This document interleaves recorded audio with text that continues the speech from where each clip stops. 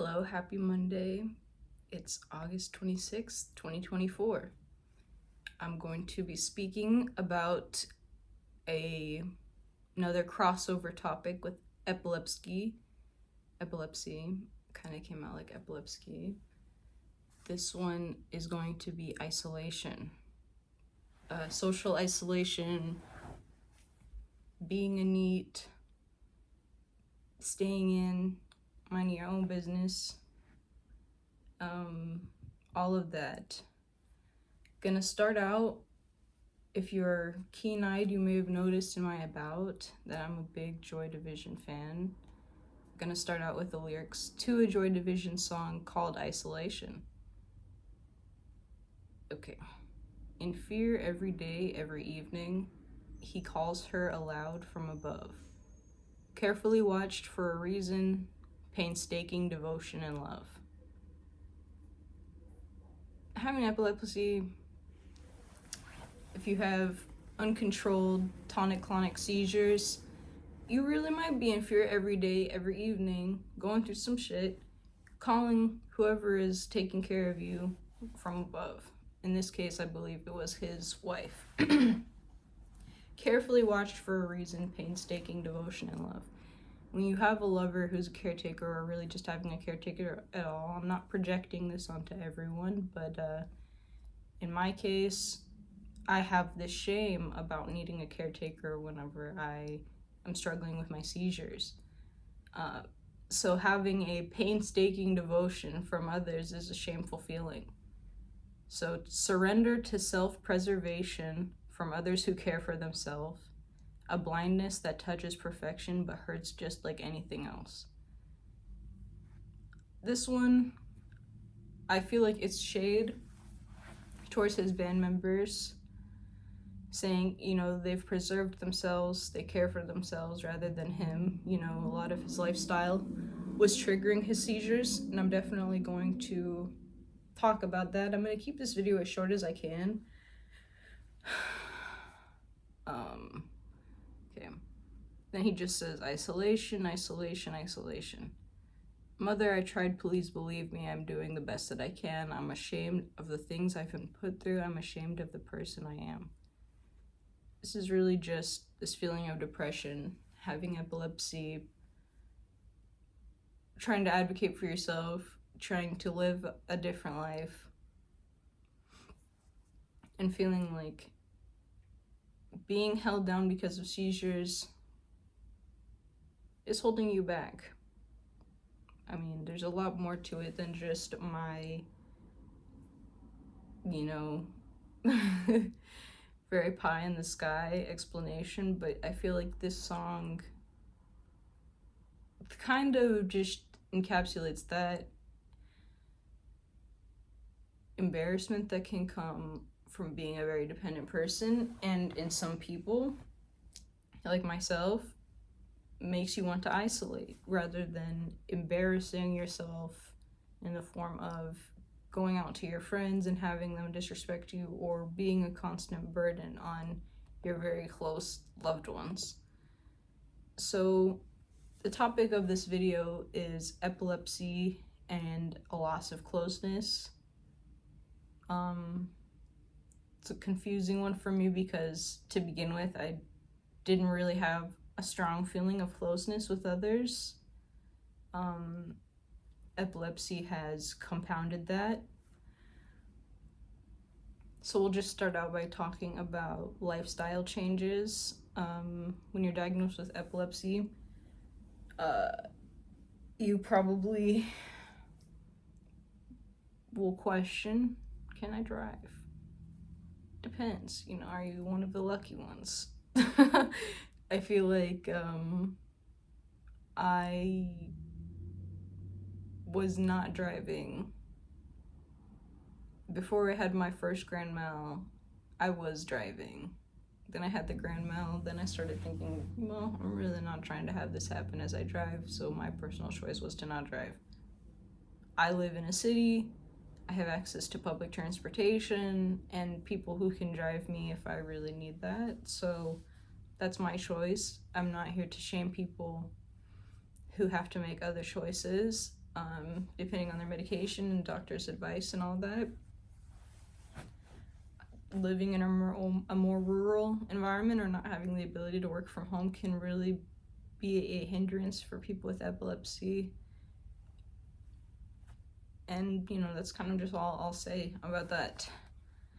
So, obviously, no driving and no drinking as a lifestyle change can impact your ability to be connected with others. If there's, in terms of the no driving, you're not really able to get yourself as easy to hang out with friends when they're far out, or family, or you have to, regularly rely upon them to have transportation for you, and that can be, a bit kind of a shameful feeling. I'll just kind of leave it at that. No drinking definitely can be a positive for some. I know a lot of people can develop epilepsy and seizures through drinking. What I will say, when you stop drinking, you might have some forgetful friends. I have no issue going to bars. As I mentioned in the last video, I talked about being at a bar. You might have friends that are like, oh, why are you not drinking? You imagine that it's similar to people who are sober for any number of reasons and are like, well, didn't I tell you? I'm not drinking anymore. Reminder. And eventually they get it. And same with the driving. This is actually an embarrassing thing, which kind of ties in. I've been walking down the road one time, because obviously I don't drive, so I have to get my groceries, hit the pavement. So I'm walking back home with my groceries, and I have a call from my friend who's like, are you okay? Like, I see you walking, and there's something, I'm like, yeah, actually, I remember I told you I was diagnosed with epilepsy a year ago, and I can't drive, so I do walk to get my groceries and other things. And, that's not to be shady to him or any friend who can be forgetful. Is it meant to be shady? I mean, do I feel necessarily close to people who... It's just we're not close, you know what I mean? And that's just how it is. People might not remember that, and that's nothing to hold against that person. If you're very close with someone, they are aware of what you're going through. But by virtue of having epilepsy and comorbid mental health issues that make you isolate, you're like, maybe I don't really want to let people know what's going on. You know what I mean? So I had to unpack that just a little bit. I'm going through my own stuff, so let me, if you would, allow me. So, that was literally just the next point of friends not remembering specific things about your epilepsy, which can be a bit embarrassing, because, you can put yourself down that pity path of, why don't they remember? And I'm not going to say it's necessarily always a pity path. For some, they might really have friends that need to do a better job of remembering and respecting that. I don't have any friends that push me on my boundaries, anything like that. But I will say that after you're diagnosed with epilepsy, it's a revealing time of who can work with your lifestyle changes. You may have friends that you stop seeing, And in my case, you may stop seeing pretty much everybody. I mean, it's not like I had so many friends before, but I'm not going out and getting drunk. It's, I don't know. It's hard to really explain.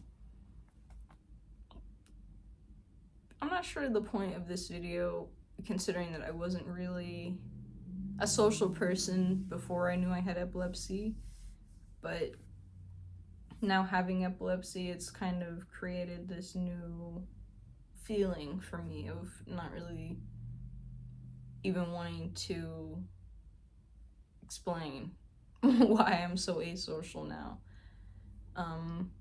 The last point that I'll mention is family can trigger events, epileptic seizures.